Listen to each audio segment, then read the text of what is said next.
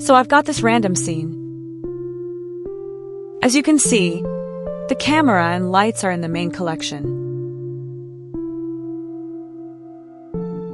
Normally, to organize everything, you'd need to create a new collection for the camera and lights.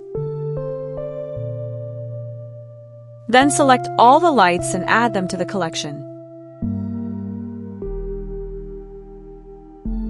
Along the way, you'd probably mess up and select something else instead. This screw-up wasn't intentional, but it proves my point.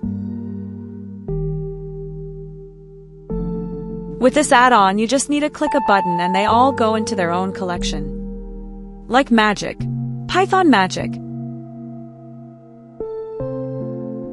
This is the code. Again, I'm not great at Blender API, so ChatGPT to the rescue. If you want to change the collection name, just change it here. You can download it on my Gumroad. Links in the description. Tips are welcomed.